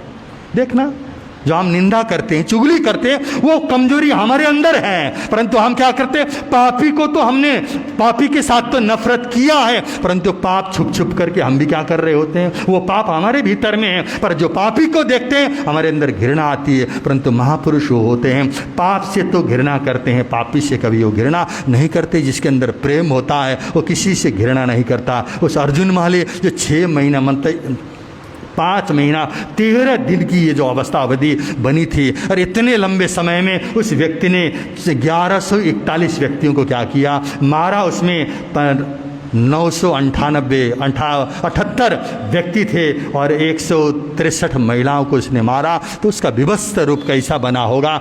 ऐसे व्यक्ति को भी उन्होंने गोद में लिया, उसको सहलाया और पानी से जब छिटकने बाद जब होश आया, होश आने के बाद वो बेहोशी से जब उसकी तंद्रा टूटी तो उसको समझ में नहीं आया मैं हूँ कहाँ, मैं क्या कर रहा हूँ, उसको कुछ भी समझ में नहीं आया। और समझ में नहीं आया, आंखें खुली। आंखें खुलने के बाद बैठ करके वो सेठ सुदर्शन से पूछता है कि आप कौन हैं।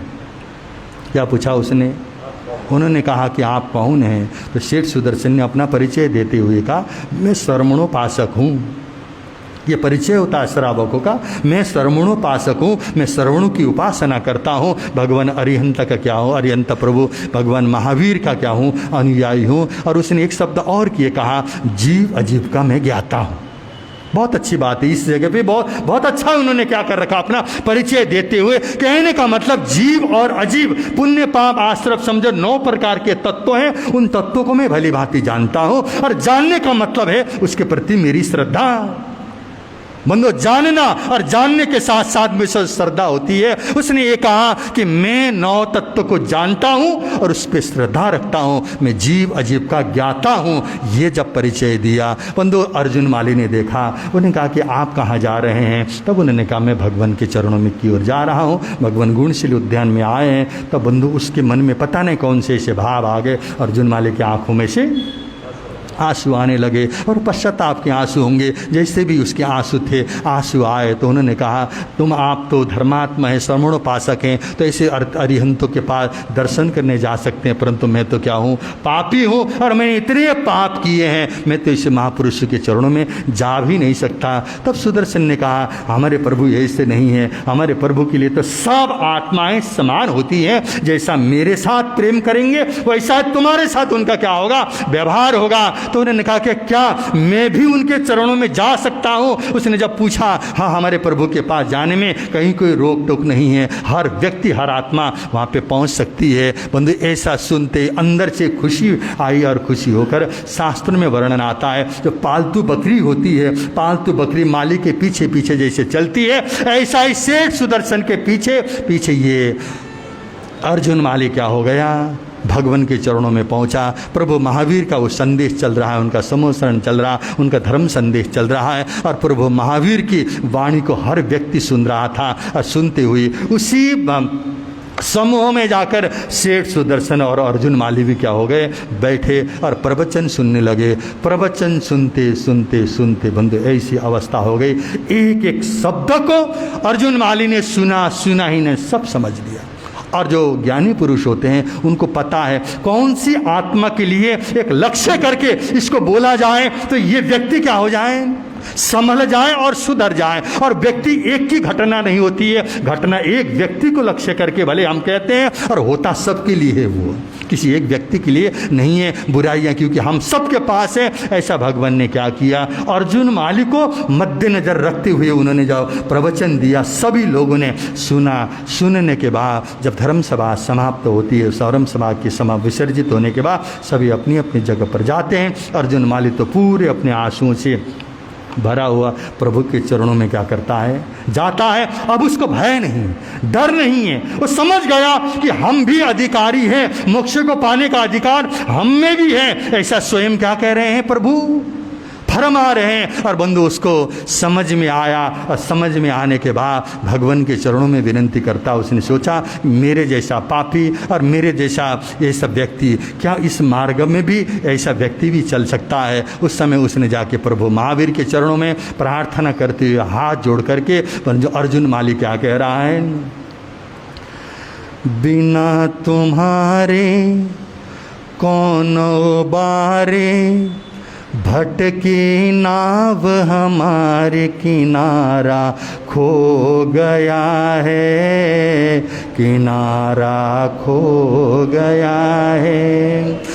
बिना तुम्हारे कौन उबारे, भटकी नाव हमारे, किनारा खो गया है, किनारा खो गया है। तुम ही तेरैया तुम ही खेवैया, सुन लो अर्ज हमारे, किनारा खो गया है, किनारा खो गया है।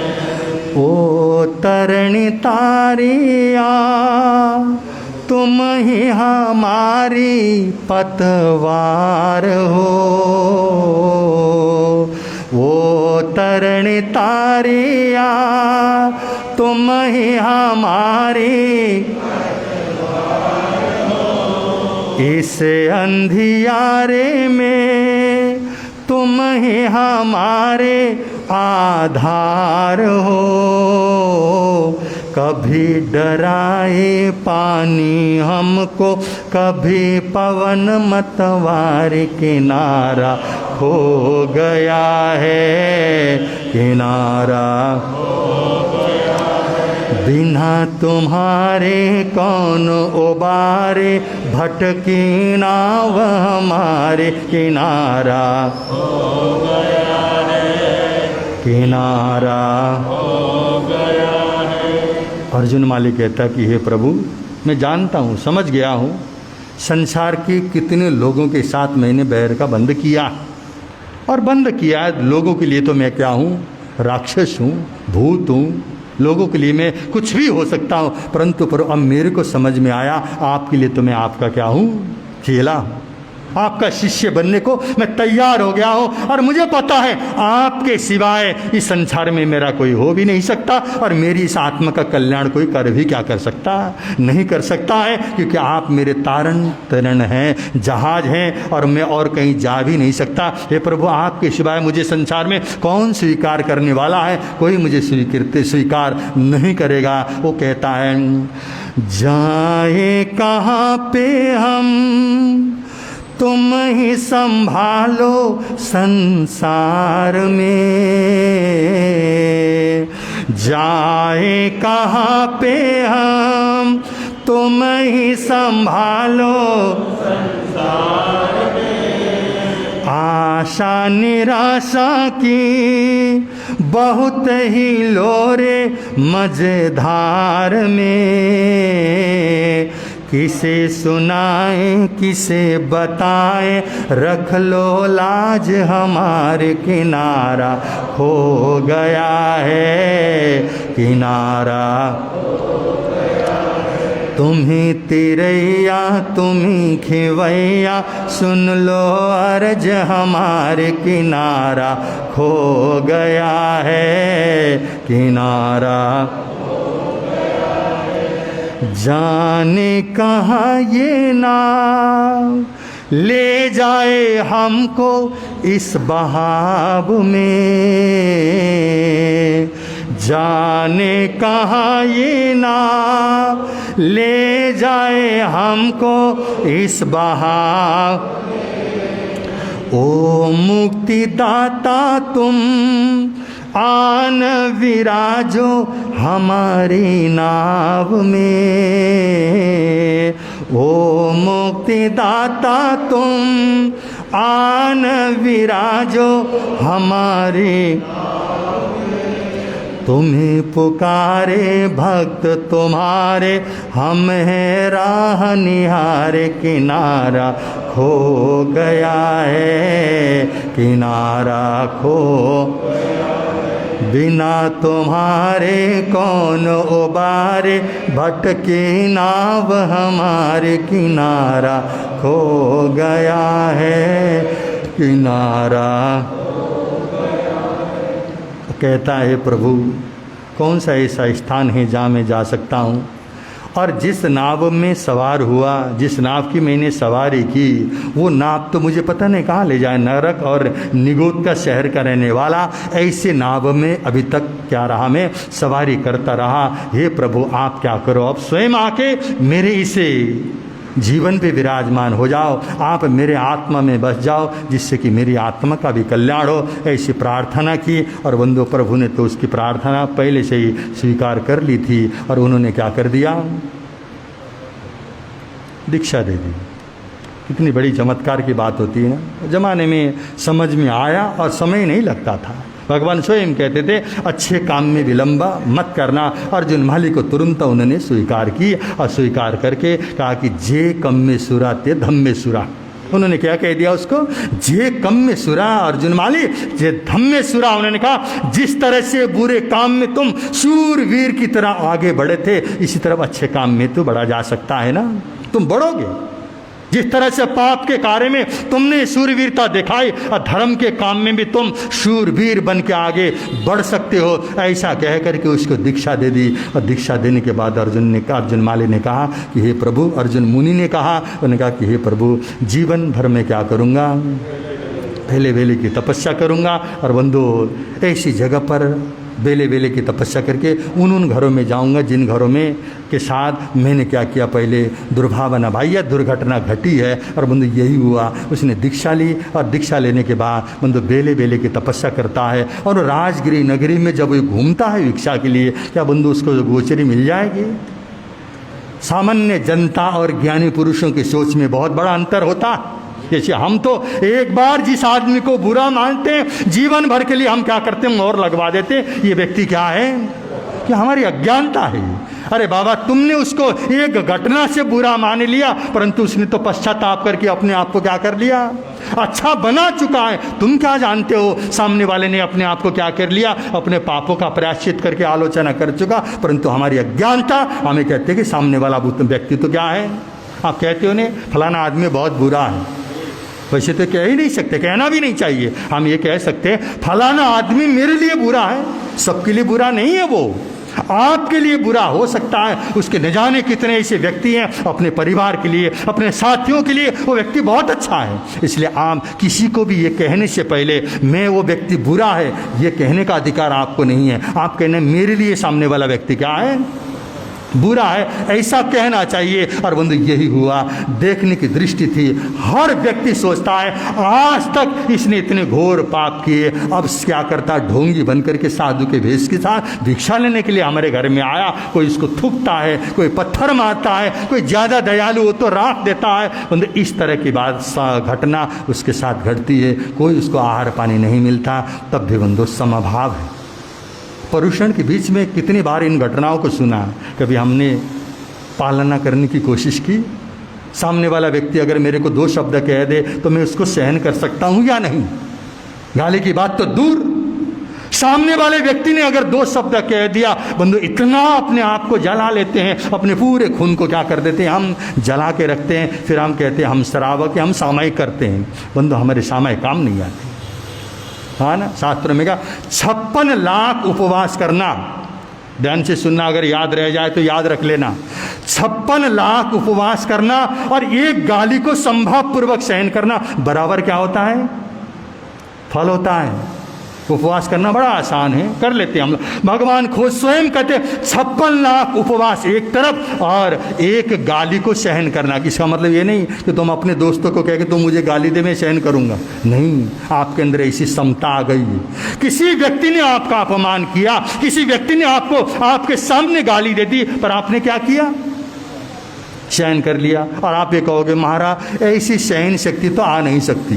कहते हैं ना कि सारे के सारे बहाने आ सकती है, आप में भी है, हम में भी है ये, पर हम सहन करते नहीं। अब आप चुनाव का सीजन आ रहा है, चुनाव का सीजन आ रहा है ना, ये सारे नेता आपके घर में वोट मांगने के लिए आएंगे। आप उनको 2-4 गाली सुना दो, वो मुस्कुराएंगे। है कि उनके अंदर सहन शक्ति है। आप भी तो उनको गाली दे दी, पर वो क्या कर रहे हैं, मुस्कुरा रहे हैं। अगर आप उसके चेहरे पे थूक भी दोगे ना तो भी क्या करेंगे, वो भाई ये समाज का वरिष्ठ आदमी, इसने कुछ हमारा ऐसा किया, वो जब पूछ करके भी क्या करेगा। ये सहन शक्ति उसमें भी थी, हमारे में भी है, पर हम बंदो अपने सहन शक्ति को क्या करना चाहते, इस तरह से हम दबा देते हैं। और हमारा अहंकार, हमारा अहंकार बंदो हम अपने पर जिसका चलता है, जैसे मैंने पहले भी कहा, जो दुकान में हमारी सहन शक्ति होती है वो हमारे घर में नहीं है। बड़ों के सामने या जिसके सामने हमारी नहीं चलती, उनकी गाली को जितना सहन करने की शक्ति, हमारे से छोटे के शब्दों को सहन करने की शक्ति हमारे में नहीं है। इसलिए कहते हैं बंदो, जब हमारे अंदर क्षमा आ जाती है ना, हमारे जो कर्म है ना ऐसे झड़ते हैं, ऐसे जलते हैं, ऐसे भस्म हो जाते हैं। अब आपने अभी सुना कितने लोगों को मारा, सिर्फ 5 महीने 13 दिन के अंदर 1141 लोगों को मारा था इसने, पंचेंद्रिय मनुष्य को मारा। अब यहाँ ये भी हो सकता है पंचेंद्रिय वध करने वाला प्राणी कहाँ जाता है, परंतु बंधु अर्जुन माली के जो कर्म है निकाचित नहीं है। अगर आप लोग को समझ में आए, निकाचित कर्मों का बंध नहीं किया था उसने, वो निधत कर्म है। निधत कर्म बंधु तपस्याओं से तोड़ा जा सकता है। निकाचित कर्म का मन, वचन और काया तीनों सम्मिलित होकर जो कर्म करते हैं वो निकाचित कर्म होते हैं। उसका तो बंधु सिर्फ काया जरूर थी, उसको ये नहीं पता कि यक्ष क्या कर रहा था, करवा रहा था, इसलिए वो स्वयं उसको उसका शरीर जरूर उपयोग, उसका शरीर का उपयोग जरूर हो रहा था। इसलिए बंधु अर्जुन माली ने ऐसा क्षमा को धारण कर लिया। कोई भी व्यक्ति कुछ भी उसको कह दे, कोई भी सुनने को राजी न, बंधु हर चीज़ को वो स्वीकार करता था। स्वीकार करते करते न जाने कितने दिन उसको भोजन मिला होगा या नहीं भी मिला होगा, कोई ऐसे दयालु ने दे दिया हो तो बात अलग है। ऐसा करते करते कितने दिन लगे, सिर्फ 6 महीने के अंदर संपूर्ण कर्मों को क्या कर डाला, संपूर्ण कर्मों को 6 महीने में जलाया। ऐसे भस्म क्या कर देते हैं, जलते हैं। किस तरह, क्षमा और सहन शक्ति। अगर हमारे अंदर सहन शक्ति है, सहनशीलता, किसी के द्वारा किए हुए अपमान को सहन करने की शक्ति, सबसे बड़ी क्या है शक्ति है, उसको सामयिक कहते हैं, समभाव कहते हैं। संभाव और सामयिक उसी को तो कहा जाता है। किसी ने मेरा अपमान किया, कोई मुझे गाली देता है तो कोई मेरे लिए ताली बजाता है, इतना ही तो फर्क है। इस समाज में भी आप रहते हो, एक व्यक्ति आपको गाली देगा, दूसरा व्यक्ति आपके काम पर ताली बजाएगा, परंतु दोनों को समान रूप में देखने की शक्ति आ जाए, ये मेरा है, ये मेरे ज्ञान का है, ये मेरे गुट का है, ये सारी चीज़ों से थोड़ा ऊपर उठ जाओ, क्योंकि हम श्रावक हैं। अगर इन सब चीज़ों से आप ऊपर उठ गए तो बंधु हमारे अंदर सहन शक्ति, समता और सामयिक का प्रवेश होगा। अर्जुन माली ने ऐसे घोर अपराध किए, पाप किए, तो भी इस तरह से कर्म झड़ जाते हैं। तो बंधु हम भी क्या कर सकते हैं, कर्मों की निर्जरा कर सकते हैं। तो इस तरह से महापुरुषों की घटना आप लोग सुन रहे हैं, और इसी तरह आगे कौन सी किस तरह से इस अंतर्गत सूत्र में अन्य महापुरुषों का वर्णन आता है, समय के अनुसार आपके समक्ष रखने का प्रयत्न करिए। इतना कहते हुए, मिलता है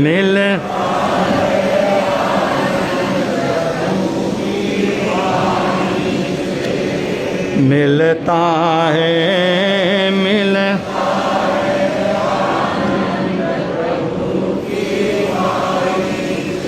धर्म है लगता प्यारा प्यारा, धर्म है पापों की वह बहती धारा,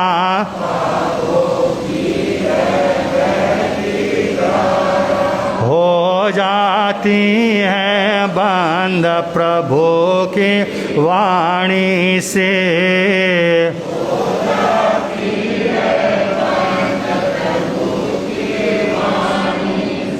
मिलता है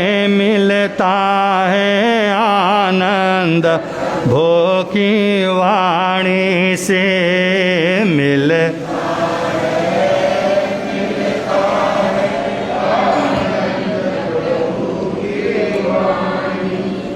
आप सब लोग महामंत्र नौकार के जाप में सम्मिलित हैं, क्योंकि जैसे मंडी में भी स्थानक में 12 घंटे का जाप मंडी के संघ ने किया हुआ है और वहाँ जाप कर रहे हैं, और मंडी से आई हुई माताएं भी यहाँ पर जाप देती हैं। पर्युषण में ज़्यादा से ज़्यादा समय हमने धर्म में लगाया, और इसी से हमारा जीवन सार्थक होगा। तो जाप में बढ़ चढ़ करके आप लोग भाग लेंगे।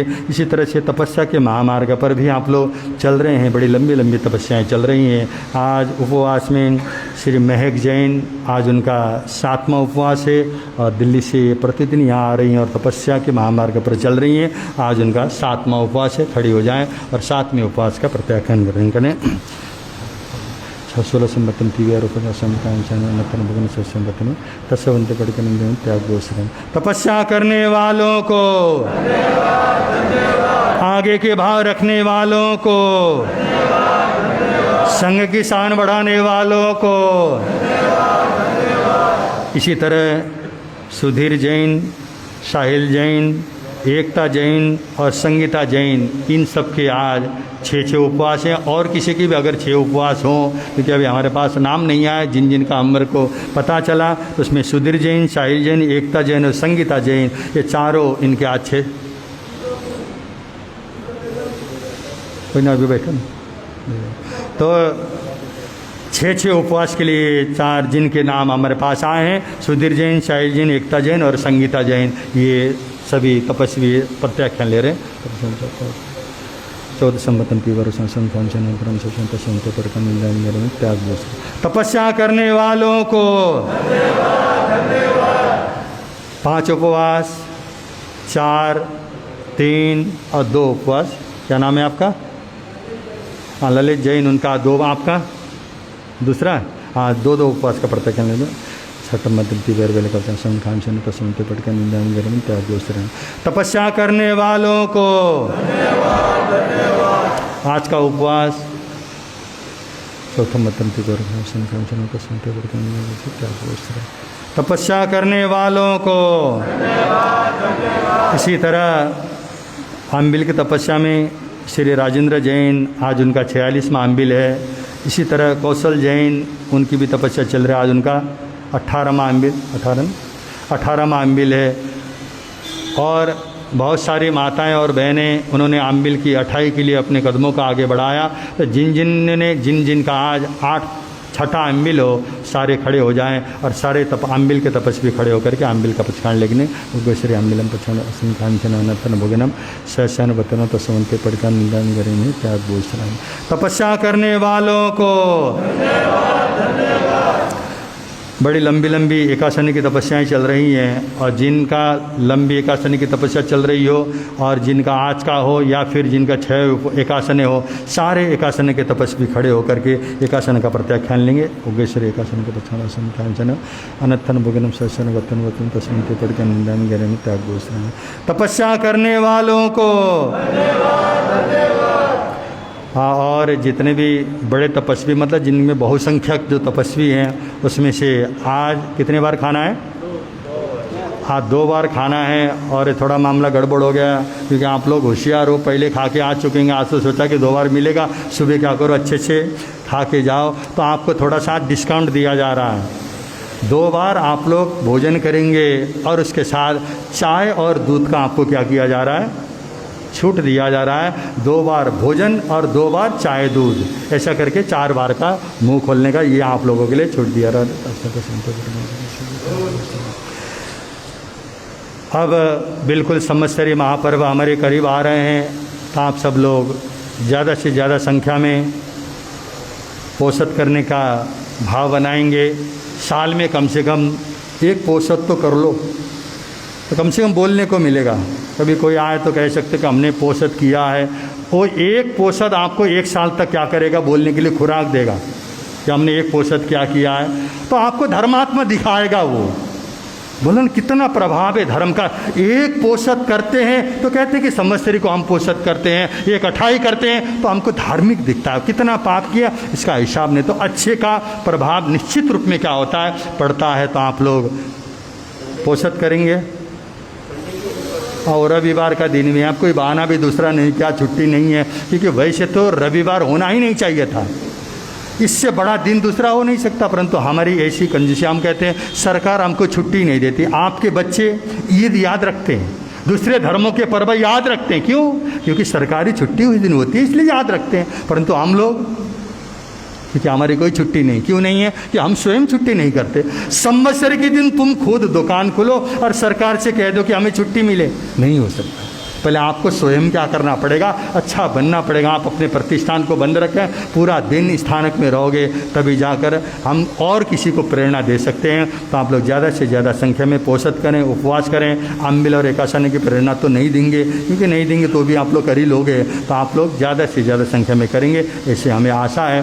प्रवर्तक शांति गुरुवार, प्रवर्तक शांति गुरुवार, जीवन नैया के रखवाले,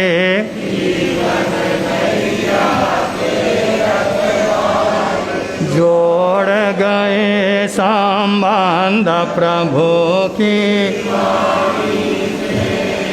जोड़ गए संबंध प्रभु की वाणी से मिलता।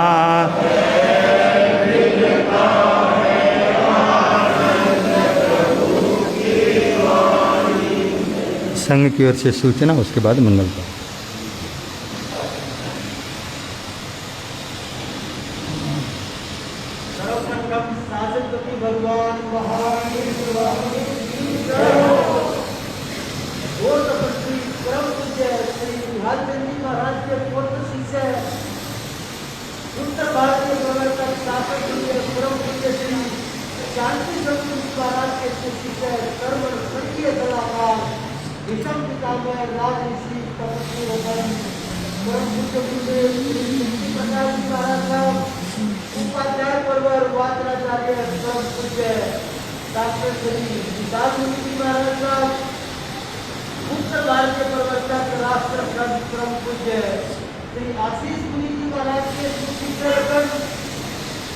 नेपाल के श्री मानव के संस्थापक राष्ट्र संघ पूज्य गुरुदेव ब्राह्मण श्री मणिरत्न जी महाराज, राष्ट्र संचालक मधुर भाई पुनीत जी महाराज महादेव, महासचिव पूज्य डॉक्टर श्री संजना जी महाराज, महासचिव परम पूज्य डॉक्टर श्री अनुज्ञा जी महाराज आदि खाने चार के श्री चरणों में ऐसे जैन समाज श्री संत बद्रीनाथ सोनीपत की ओर से विधि पूर्वक वंदना नमस्कार करके शिक्षा का पूछते हैं।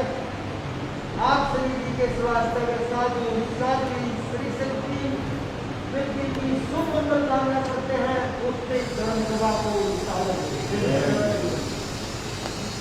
जैसा कि आप चल रहे हैं, सभी ही भक्ति आत्माओं की उत्साह है और साधने से करीबन तपस्या करने वालों सभी तपस्वियों की बहुत अनुमोदना करता है, उनकी सुख साधन करता है। तपस्या की लड़ी में श्रीमती बहन जैन कालीवाल बापू जी, आज उनका 7वां उपवास है। श्री सुधीर जैन, साहिल जैन, एकता जैन, संगीता जैन, आज उनका 6वां उपवास है। तपस्वी श्री राजेंद्र वर्मा जी, आज उनका 40वां आयुर्वेद है। श्रीमती कौशल्या जैन मंडी से, आज उनका 18 आयुर्वेद है। और भी बहुत तपस्याएं एकादश आयुर्वेद सही संघ में चल रहे हैं। इन सभी तपस्या का सही संघ भारतीय अभिनंदन करता है और सभी की शुभता पूछता है। प्रतिदिन की आयुर्वेद की श्रृंखला में आज का आयुर्वेद अनीसा जैन, वाइको ब्रादेश जैन, कल का आयुर्वेद कुमार जैन अपने वालों का रहेगा। इसी के साथ दान में बढ़ाने वाले सभी धर्म प्रेमी बंधुओं का भारतीय सुस्वागत अभिनंदन करता है और हाथ जोड़ कर प्रार्थना करता है। भोजन में जलपान के नीचे, भोजन में जलपान व्यवस्था नीचे स्थानक हाल में है। आज के भोजन के सौभाग्यशाली परिवार श्री विनोद वर्मा जी, कोठी नंबर 634 सेक्टर 14 सोनीपत, श्री ऋषभ जैन, कोठी नंबर 2342 2382 खेबड़ा वाले, भोजन के सौभाग्यशाली परिवार श्री त्रिलोक जैन, पुत्र श्री महेंद्र जैन, कोठी नंबर 2328 सेक्टर 15 माहौली वाले, श्री नरेंद्र जैन, कोठी नंबर 283 सेक्टर 12 हाजीपुर वाले, श्री कृष्ण जैन, विजय जैन, कोठी नंबर 2297 सेक्टर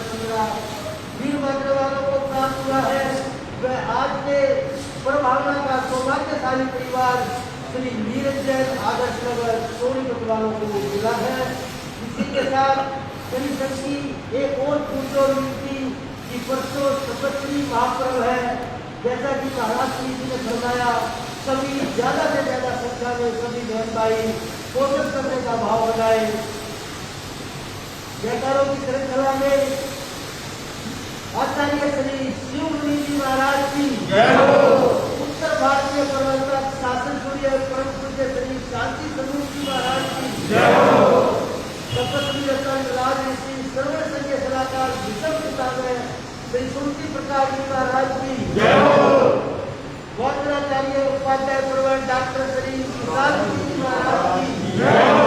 उत्तर भारतीय प्रवर्तक राष्ट्र संत पूज्य गुरुदेव श्री आशीष पुरी जी महाराज की जय हो।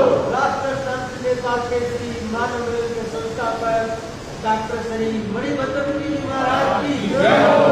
विराजित सभी साधु सतियों की जय हो। जैन धर्म की जय हो। आओ करे वंदना उनकी जिन्होंने हमारा भाग्य बनाया।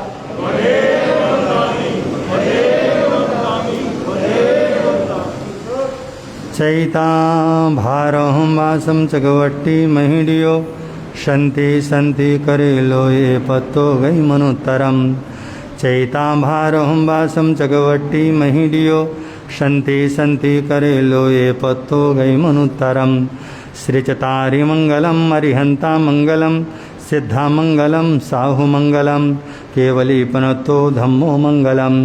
चतारि लोग उत्तमा अरिहंता लोग उत्तमा सिद्धा लोगुत्तमा साहु लोगुत्तमा केवली पनतो धम्मो लोगुत्तमो। चतारि शरणं पवज्जामि अरिहन्ते शरणं पवज्जामि सिद्धे शरणं पवज्जामि साहु शरणं पवज्जामि केवली पनत्तं धम्मं शरणं पवज्जामि। ये चार शरण दुख हरण जगत और न शरणा कोई होगा। जो भव्य प्राणी करे आचरण उसका अजर अमर पद होगा। उसका सदा मंगल मंत्री जी को पोषक का नाम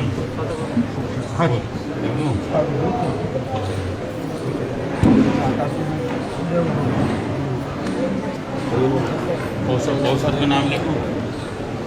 औसत करना